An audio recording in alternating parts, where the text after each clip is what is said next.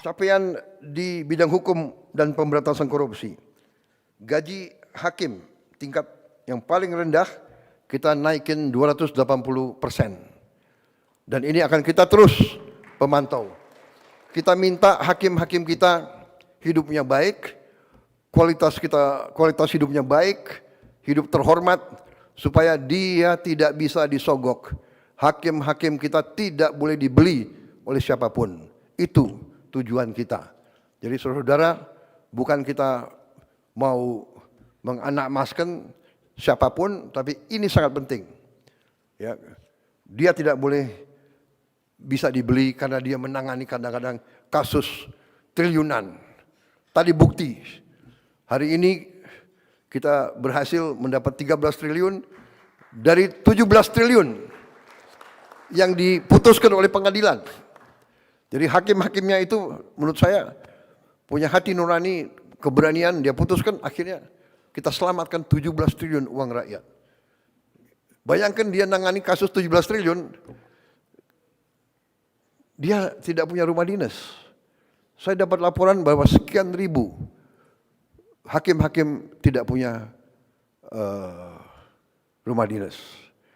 Dia harus kontrak. Banyak hakim-hakim kita harus kontrak. Ini kita perbaiki. Kemudian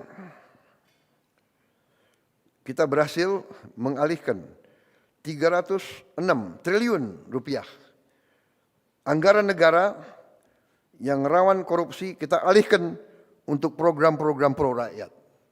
300 triliun, ini yang kita pakai untuk langsung ke rakyat. Kemudian kita bertekad tidak ada kasus-kasus korupsi yang tidak bisa diselidiki. Tidak ada, no more untouchable, nggak ada yang untouchable lagi.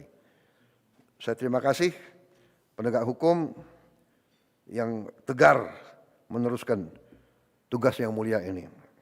Juga penegak hukum telah berhasil menyelamatkan lebih dari 1.000 triliun kerugian negara. Ini yang kita berhasil kita tegakkan. Lebih dari 4 juta hektar kebun kelapa sawit dalam kawasan hutan yang melanggar undang-undang dan melanggar hukum, ini kita kuasai kembali oleh rakyat, oleh negara. Juga lebih dari 100 triliun kerugian dari tambang ilegal berhasil kita hentikan. Terutama kemarin dari Bangka Belitung, kita tutup, sampan pun tidak bisa keluar membawa hasil selundupan. Saya dilaporkan yang terakhir itu 1 sampan, isinya timah, berhasil ditangkap oleh Angkatan Laut kita. Ini kita hentikan, dan ini kita menyelamatkan kurang lebih 45 triliun 1 tahun. Mungkin ada, nggak tahu, pihak-pihak yang teriak-teriak, tapi sudahlah. Pihak-pihak itu pihak-pihak yang salah. Pihak-pihak yang melanggar hukum, pihak-pihak yang mencuri dari rakyat Indonesia. Yang mengakibatkan kita masih banyak orang miskin. Karena kekayaan kita banyak dicuri.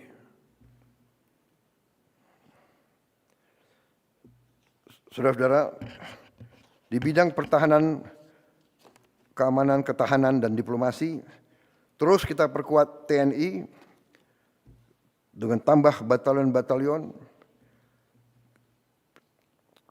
Kita tidak mau mengganggu siapapun. Tugas kita, tugas TNI hanya mempertahankan kedaulatan Indonesia.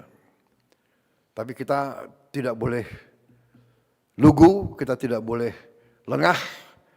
Tadi saya katakan ada 110 perang yang berlanjut, padahal anggota PBB ya sekitar 200.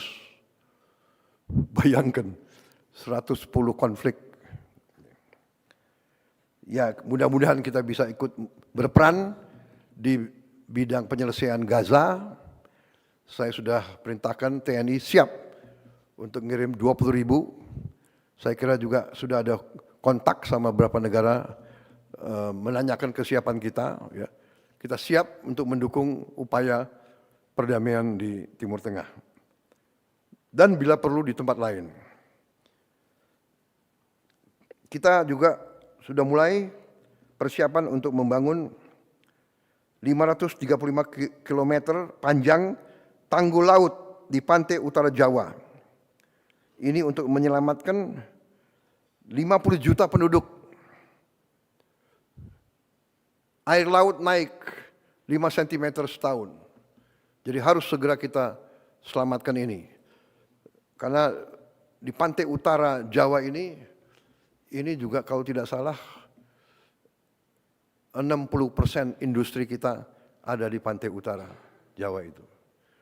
Dan puluhan ribu hektar sawah-sawah yang subur juga di situ. Harus kita selamatkan.